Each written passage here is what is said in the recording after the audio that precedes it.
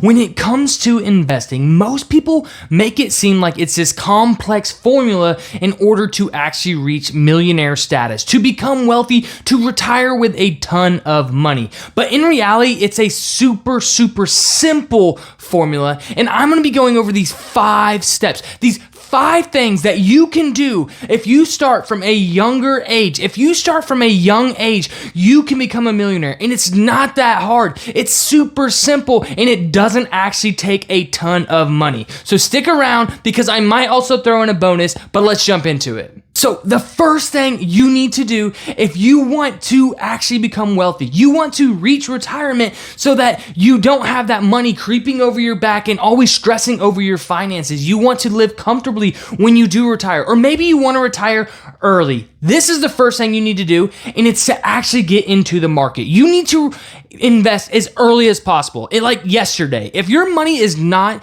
in investment accounts, what are you doing? You want your money to work for you. And obviously you know that you should be investing or you wouldn't have clicked on this video. So you need to get in as early as possible. And so where does that starts today. That starts tomorrow if the markets are closed. You need to get in as fast as possible. And not only do you need to get in as fast as possible, but you need to be consistent. It's awesome to finally jump into the market, but if you just go in and throw a couple $100s in and then you never do it again, it's not going to grow that much, because the more money you put in the market, the more it's going to grow. The more time you have in the market, the more it's going to grow. And so by automatically putting those investments on auto drafting, so maybe it pulls straight out of your paycheck, or maybe it hits your bank account and then pulls straight from the bank account. You want that to happen every single month, and you want to do it starting now. Start today. Go put that money in an investment account. Don't care where it is,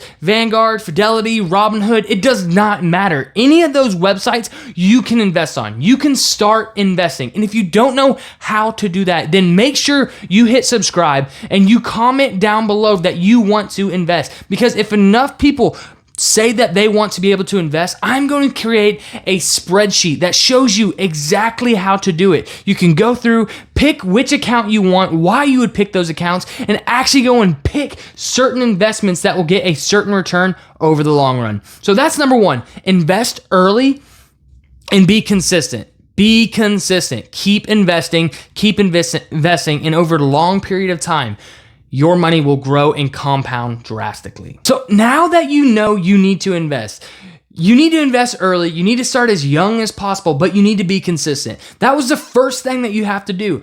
The second thing, and it's really the first investments that you're actually going to make, is make sure you are contributing to your 401k. Now, some people will say, 401k, you're locking your money up. It doesn't matter, because most people don't know how to invest. They don't know where to invest. In reality, some people just need to lock their money up, because if they don't have the control. They don't have that self-discipline to actually go and invest. And why would you not take advantage of free money? And what do I mean by free money? Well, most employers will actually offer a match up to a certain percent of your pay, of your salary. So, for example, let's say you make $1,000 and your company will match 5%. Well, 5% of $1,000 is $50. So that means every paycheck you would contribute $50.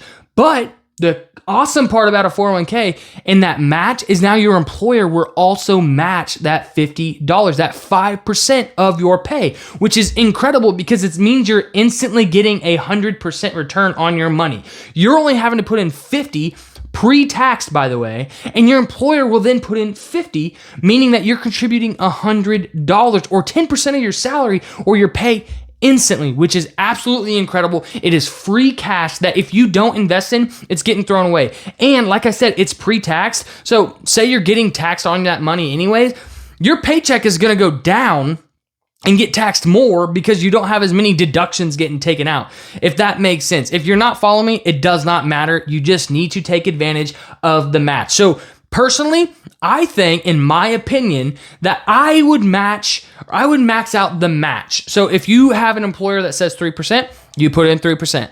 If your employer says 5%, go 5%. I know industries that get up to 10 to 15%. And if you don't believe me, go check out the oil and gas industry, absolutely insane. Awesome benefits. If you are working in that, it is amazing.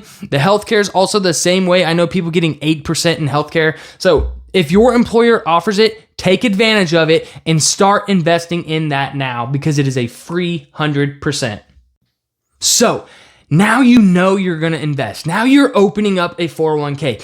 The third thing that you need to do is open up a Roth IRA. So your 401k is pre-tax. A Roth IRA is post-tax because you're going to put in post-tax dollars. So all the money that comes in from your paycheck, from your pay, is a net pay, meaning you already paid taxes on that. A Roth IRA, you're contributing post-tax dollars. But the amazing part is that when you actually pull that, when you get to retirement, when you get to 59 years old, that money comes out tax-free because you've already paid it way ahead of time. So by opening up a Roth IRA, you now have a 401k that's getting 100% return instantly and then growing at a 10 to 12%. And now you have a Roth IRA that is post-tax, meaning that it's going to grow tax-free, and you're going to contribute to that as well. And what I think about this is then you have a balance. You're getting 100% instantly from your 401k, and now your Roth is going to grow at a 10 to 12%. So say you can only put $50 into your 401k because that is what the match is from the employer in the first example of the $1,000, meaning that you're instantly going to have $100 because your employer is matching that 5%. Now you're going to take $100 more and you're going to throw it to a Roth IRA. And that Roth IRA is now going to be growing basically at the same pace as the 401k. The 401k, you're putting half the amount in from your actual paycheck, but your employer's matching it. And then you're taking another 100 and putting that into your Roth IRA. If you're going off the 50, 30, 20 budget rule, this is basically 20%. I know some people will say it doesn't count because it's employer, so you're not actually putting in 20%, but that's the beauty of using your employer to help fund your retirements.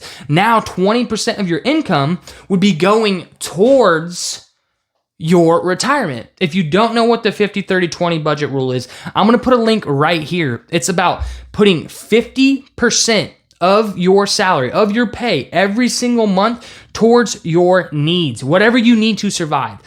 30% would be going towards your wants and 20% would be going towards retirement or savings, meaning that you're putting in 5, your employer's matching 5, that's 10% of your pay, and then you're also putting in an extra 100 in this example, or 10%. So you have a total of 20%. So if you have a 401k building for you and now you have a Roth.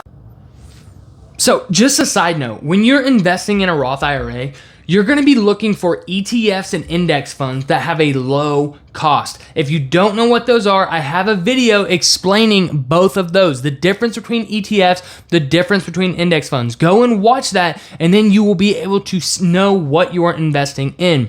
So that's part of the Roth IRA that's a little bit more confusing, but it's well worth it. So just look up some investments. And like I said, if you don't know what that stuff is, hit that subscribe button because there's more in the future coming out about those topics, and even gonna have e-guides and ebooks describing what all that is and how you can actually make money from a Roth IRA. So the fourth thing, you know you're going to invest. You are investing now. You have a 401k already getting the match from your employer. You now have your Roth IRA set up. And the fourth thing, you want your money that's not tied up in investments, your emergency fund, your money that you spend on all your bills and stuff, you want that in a high interest savings account. The reason I say you want a high interest savings account is because if your money's already going to be sitting there in an emergency fund so that you can pull it, it's liquidated already, then that means it's going to also be growing at a 4 to 5% rate every single year. So you're instantly going to be getting more and more money from that money. Your emergency fund should be set to the side in a savings account to where you can pull if you need it. So why not make more money? If it's in a super low interest savings account, you're basically losing money because inflation's eating it up. If it's in a high interest savings account, even with inflation at 2 to 3%, you're still making money from your money. So why not let it sit and grow in a high interest savings account? If you don't know what a high interest savings account is, just go and Google, where can I open up a high interest savings account? SoFi, Chase, all kinds of different places have high interest savings account, and you're going to want to take advantage of it. So now we have that we need to invest. We have a 401k, we're getting in the employer match. We have a Roth IRA where we're contributing money every single month, being consistent so that that can also grow tax-free. And our money that we do have on hand for emergency fund, we have a high interest savings account. So what is number 5? What is number 5 on how to actually become a millionaire so that you can retire wealthy? Your accounts are growing. What is it that makes it to where people really stand out? And it was actually the true way to wealth back in the day. The 5th thing is real estate.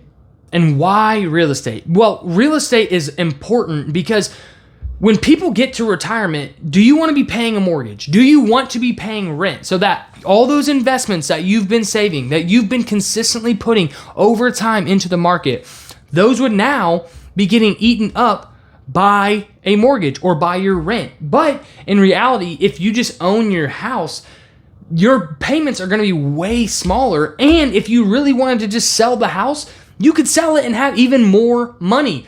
If you buy a house, it is one of the best ways to actually tie up wealth, tie up equity, because when you're renting, I'm not saying renting is a bad thing. Renting always has its time and place. I know for a fact it has a time and place. I've done it before. It just depends on the time of life that you're in, the point in life that you are in.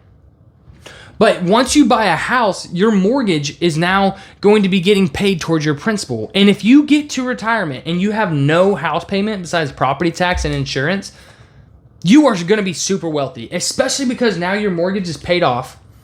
And if you really had to, for whatever reason, you could sell, or if you just wanted to, you could sell the whole house and make a bunch of money. Real estate goes up on average around 3% per year. We've had a couple of outlier years with COVID, but 3% per year, meaning that your money would be keeping up with inflation. Now, obviously you're paying an interest every single year, but it's a way that it ties your money up almost forcefully. And I don't want that to be, oh, like it's so stupid. Why would you do that? It's because people don't know how to be self-disciplined. Most people don't. If they have extra cash, what are they going to do with it?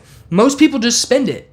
Most people just go and spend it. They don't have the self-discipline to say, well, I'm actually going to put that money in the market. Most people just don't do that. And so real estate has always been one of the ways that people get to, 50, 60, 65, and then they look it back and they're like, man, my house has gone up, a couple $100,000 just since I bought the house.